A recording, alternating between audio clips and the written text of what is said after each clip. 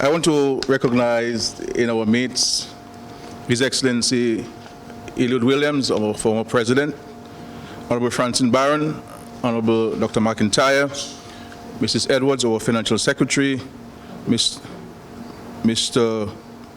Robbie Tong, our Minister for Tourism, Honorable Tong, Mr. Sever McKenzie, Mrs. Ed, and all leaders of the private sector present. Ladies and gentlemen, the media, friends all, good morning. I want to assure Mr. Rivera that God is indeed my chief counselor and chief advisor. In your prayer, you made reference to this, so I wanted to indicate that.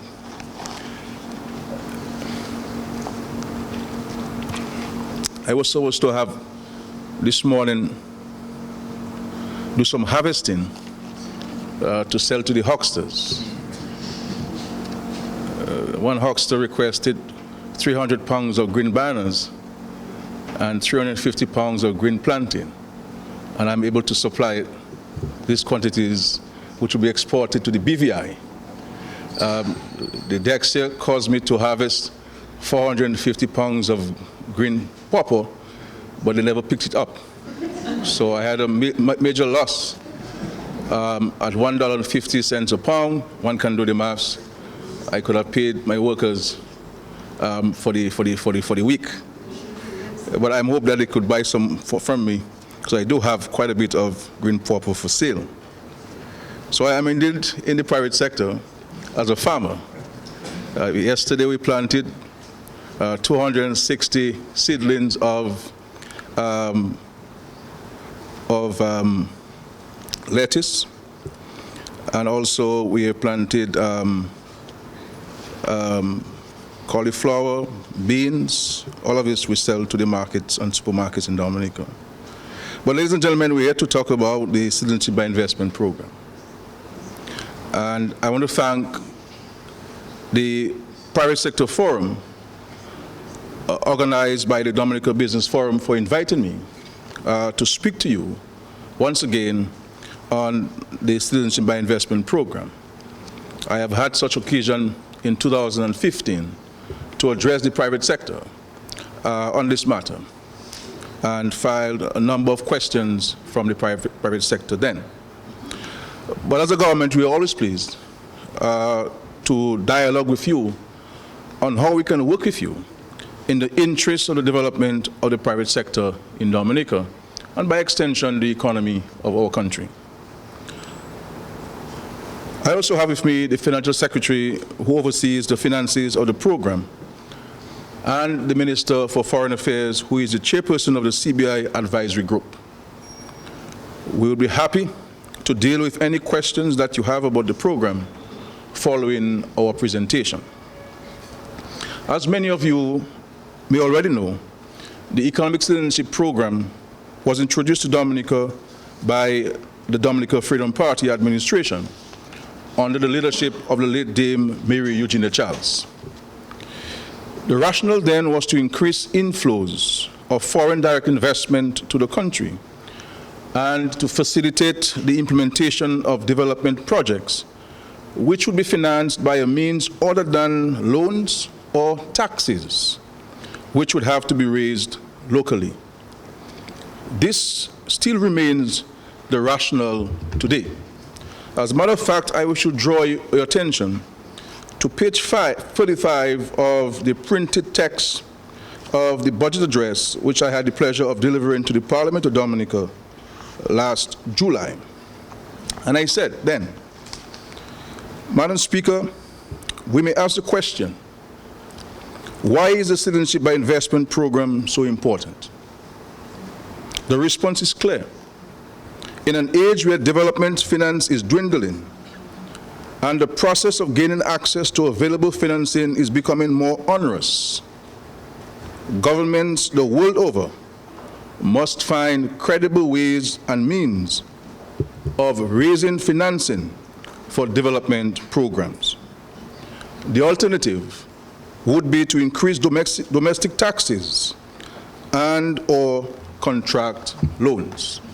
this is what I said to the Parliament as part of an extensive reporting on the management of the CBI, which spans from page 35 up to page 39 in my budget address.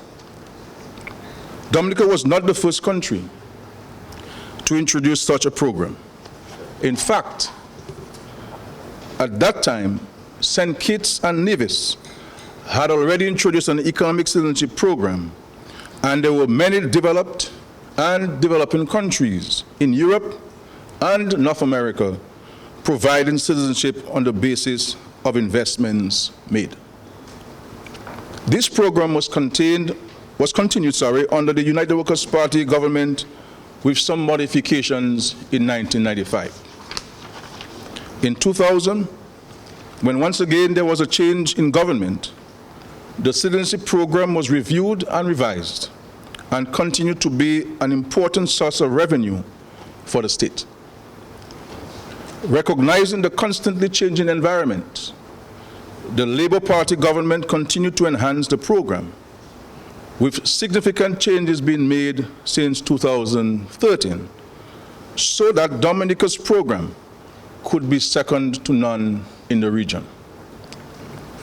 I gave this short background to illustrate the point that successive governments have realized the importance to the economic development of the country in maintaining this program.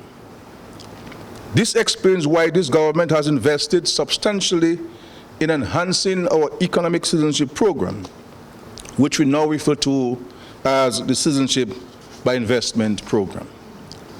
Ladies and gentlemen, to underscore the tremendous importance of the program to the economic and social advancement of Dominica at this juncture, I invite you to walk with me through a quick review of the economic history of Dominica since independence in 1978. This is important since the expansion and growth of the private sector is inextricably linked to the performance of the economy, which in the past has been heavily dependent on agriculture and over-dependent on one crop within that sector. The story of the banana industry is known to all of us in this room. Throughout the decades of the 1970s and 1980s, the general situation was that in those years, when the banana industry performed well and earned substantial foreign exchange, the economy performed relatively well. Farmers and other major actors in the industry were able to access loans to purchase appropriate vehicles and to upgrade their homes. Notwithstanding the country's susceptibility to storms and hurricanes and the threat of yellow sigatoka, or leaf spot disease, the general environment was conducive to investment in the banana industry. And even those who were not full-time farmers found it attractive to invest in the industry. The regular weekly sale of bananas at guaranteed above market prices, with payments being made on a fortnightly basis, sustained hundreds of families and kept the economy afloat. As in most business cycles, the boom was followed by a bust. For the banana industry, the bust came in the early 1990s, in the form of the rulings of the World Trade Organization, which removed all market preferences. This brought the banana industry in the Windward Islands to its knees, since the industry was now forced to compete with much cheaper bananas from Central America and West Africa. Since the gradual decline of bananas, successive governments have been challenged to give more serious attention to the diversification of the economy and to zoom in on a subset of economic activities to meet development goals and supply the needs of Dominicans. Our foray into the offshore financial services sector in the 1990s was seen as presenting opportunities for the creation of high-end jobs and for earning the foreign exchange needed to finance consumption. The volatile mixture of tax evasion, money laundering, and the financing of terrorism has been of such deep concern to the OECD countries and the Group of 20 that they were quick to slap on a host of regulations and joint agreements that have stymied the growth of this sector. The promise that was seen in the sector did not bear fruit. Our current challenge is to attain economic growth of 5 to 7%. We have set this target in the context of rebuilding our infrastructure and businesses, finding the resources to address the impact of climate change, meeting the needs of the population, and honoring our external and local obligations. Our response in finding a source of revenue to finance growth and job creation has been to redesign and expand opportunities available under the Economic Citizenship Program, now styled the Citizenship by Investment Program. The details and operations of the program will be presented to you shortly. In the CBIP, we have created a product that is internationally competitive, a winner, and a leader in the regional push to attract foreign indirect investment and stimulate job creation. Moreover, unlike that which obtained in the banana industry, the CBIP is a product which is owned by us, is marketed by us, and from which the direct benefits flow into our treasury and our economy. My friends, it is in the interest of the private sector to do all that is possible to ensure that the CBIP succeeds. For success of the CBIP is a guarantor of success of the private sector. I saw in your presentation, Mr. Paris, you made reference to the $31 million from the CBI funds in St. Kitts to the private sector at 5%, but we have given here 3% interest rates from the CBI funds in Dominica. And by the time we are prepared to provide the manufacturers with a stimulus loan arrangement, we would have given the private sector more than the $41 million to invest in the private sector in Dominica. So currently, there's a heavy focus on hotel plant construction under the CBIP. Work is in progress and projects planned to commence this year should result in a dramatic increase in 5-star quality rooms within the next 2 to 3 years. These new investments will stimulate demand in the economy and support expansion of the private enterprises as the supply chain to the sector grows and diversifies. It is not government's intention to exclusively direct the CBIP investment. Investment should only target the hotel and real estate sectors. Cabinet has already approved an amount to be loaned to a local private investor to support the purchase of the Dominica coconut products plant from Colgate-Palmolive. I am sure all Dominicans will be happy to witness the recommencement of the production of soaps and other products at this facility. We intend to structure and to formalize a mechanism for channeling CBIP funds to support viable manufacturing and agro industries. We have made available from the CBIP resources $10 million to the Aid Bank to on-lend to farmers to invest in the agricultural sector with an interest rate of 3% and a grace period for beginning repayment of 6 months. Similarly, we made an amount of $15 million available to the hotel and restaurant owners for the upgrade of their plants with an interest rate of 3% and a grace period to begin repayments of both the interest and principal of 1 year. Another amount has just been approved by the Cabinet this week, Tuesday, for the further development of the music industry in Dominica. These loans, which will be administered by the Aid Bank, will be set at an interest rate of 2% and a grace period of 1 year.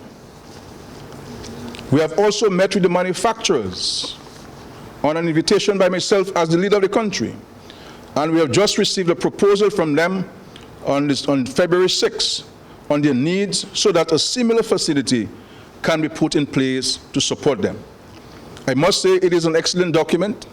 I have read the entire document, and I must commend the DMA for its professionalism in the presentation of its document. I am hoping to be in a position in the next few weeks to make an announcement on that specific facility for the manufacturers and agro-processors of Dominica. Additionally, we have approved and we are implementing tax breaks for businesses who invest substantially in the upgrade of their premises. Ladies and gentlemen, none of these initiatives could be done without the significant inflow of resources from the CBI program. In my last budget address, you would have noted that all of our capital projects are being financed from inflows from the CBI program. These include, among others, all of which can be found in the financial estimates presented to the Parliament: the West Bridge, the reconstruction of the Douglas Chelsea Airport, all of the roadworks, the eradication of pit latrines and the housing revolution, and the National Employment Program.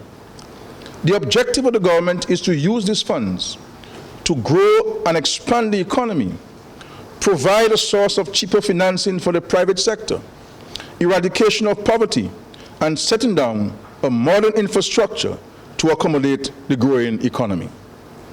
For those of you who are interested and who have been hearing talk about no accountability in the CBI, I wish to refer you to the estimates of expenditure and revenue for 2016-2017 and go through the document line by line, page by page, and look for code 115. Write this down, code 115. And that is the code which we use to identify the specific expenditure from funds from the CBI. And it is detailed in this document, which is available to the public. And you can look at it, and then you can see how the CBI funds are used and accounted for to the Parliament and to the people of Dominica and to the world all over. We have invested millions thus far and will make a further investment of $45 million easy in the development of the geothermal plant. I am sure that you all look forward to the significant reduction in the cost of energy that will follow.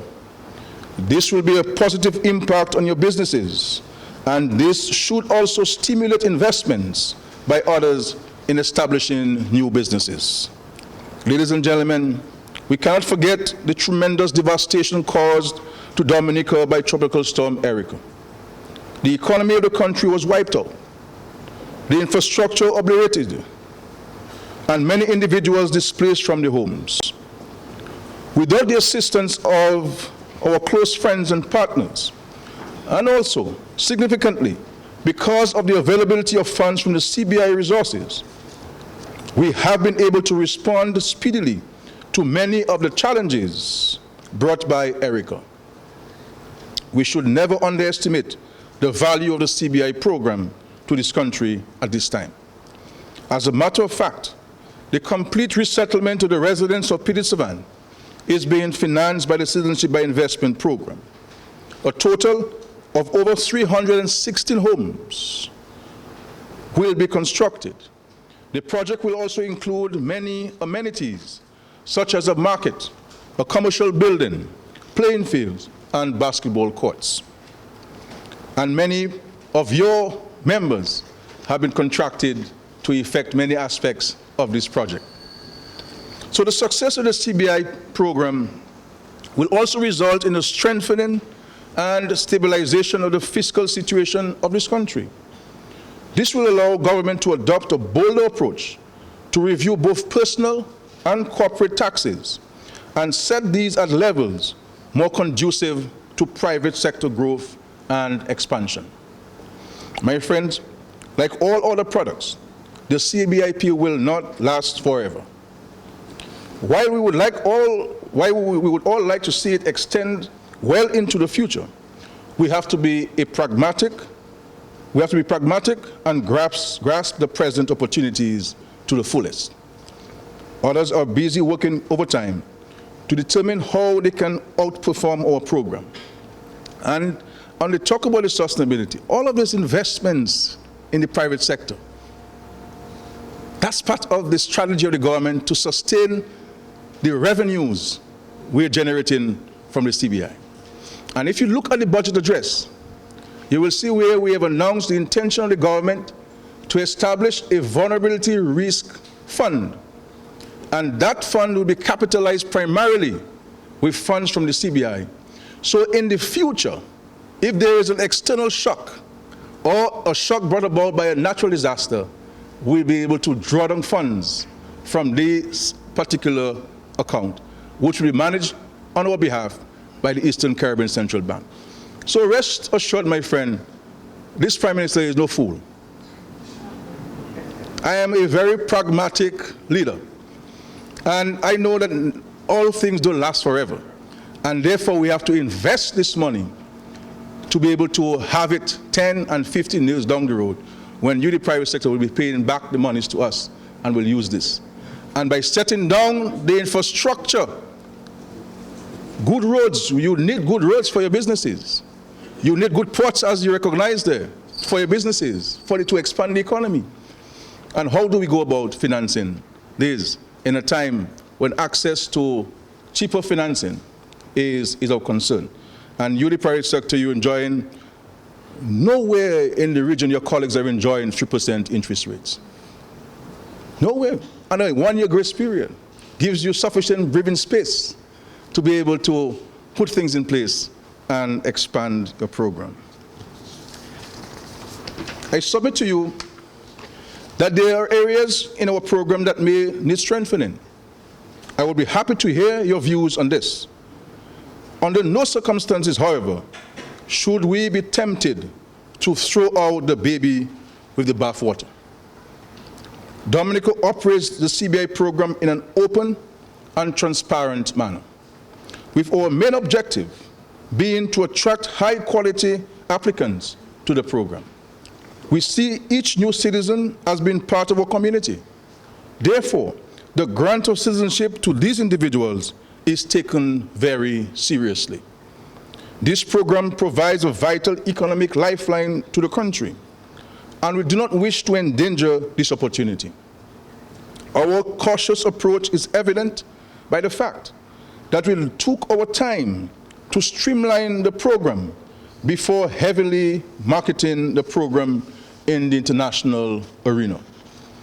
Our approach to the projects which we approve has been very conservative, as the government seeks only high quality, stable, and valuable projects that will have a positive effect on the island.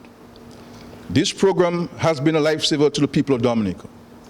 Without the funds received from the program, Dominica would have seen a very different economic outcome post-Erica. The Dominica Citizenship by Investment Program allows the country an opportunity to survive in this present global atmosphere of uncertainty. It can continue to benefit you and your businesses, and therefore we ask you to familiarize yourself with the facts. Read for yourselves, ask questions for yourselves, and educate yourselves, not on what is said by a talk show or some bloggers paid by people who wish to see the demise of this country, but educate yourself as the people of Dominica. Because I say to you, the private sector, this is not about Roosevelt Skerrit. This is about our current country and the future of our country. And we want to ask ourselves, do we want to be on the positive side of promoting and defending our country, or do we want to be seen as part of those who are seeking to undermine the well-being of our country? I put it to you, my dear friends.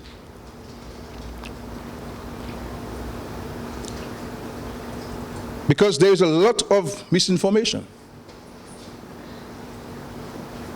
inaccurate statements, and downright lies being said about the program. The clear intent is to undermine or destroy the program. I will say to you that the calculated and coordinated attack on the CBI program by elements in Dominica, with support from elements with support of external elements is a serious threat to the viability of the program. And as I said in an address some time ago, when we kill that species of bird, which is the CBI, what other species of bird are we suggesting to replace it? And none of you here, I did not see in the presentation from Mr. Paris anywhere they're saying that we should pay more taxes. Everywhere I've read is that too much taxes, too much bureaucracy, access to financing. The simple question is, where shall we get that financing from? If you get it from the business side of the World Bank, there are strictures which you do not wish to have imposed on the CBI funds insofar as the loans to you. So when we destroy this opportunity, my question to those who seek to destroy it, what alternative are we proposing? So we're not opposed to criticism of the program, but the criticism must be based on you having read for yourself. And you come to us and say, look, I have read the regulations. I have discussed with an attorney. And I am suggesting that you may want to include the following provisions in the regulations to improve it. I have read your budget address. I have gone through the estimates presented to the Parliament. And I think greater clarity could have been given in the following points. That's how we criticize something in order for us to improve it. Any other approach is an attempt to destroy it. And I'm saying to the private sector that you must look at this thing from an apolitical lens and not let your views be based on your political views. It must be based on the well-being of the country and the future well-being of succeeding generations. Because when we live this life or the positions that we have to ensure we bequeath something to our children that is better than which we have received it. So the challenge I'm posing to you, my dear friends, is that we welcome criticisms. Nothing is perfect. The only human being who walked this earth with perfection was Christ, and he was crucified for being perfect. So far more for lesser mortals like ourselves, we will be criticized, and that's fine. But let's criticize with the intention to positively improve that which we have, not to negatively destroy that which we currently enjoy. So I will end there, my dear friends, and I will invite the Minister of Foreign Affairs, who is the chairperson of the advisory group, to speak about the regulatory framework. And following her, the Financial Secretary will speak on the financial management of the CBI, as she is the legal custodian of the funds from the CBI. And we will take any and all questions from any one of you or groups of you here. Feel free to ask your questions so you can demystify your concerns and you can have a better appreciation for yourself and for the benefit of the vast majority of our citizens who are positively interested in the advancement of the country. I stand ready to answer any question that you may pose to us. Thank you, and God bless you.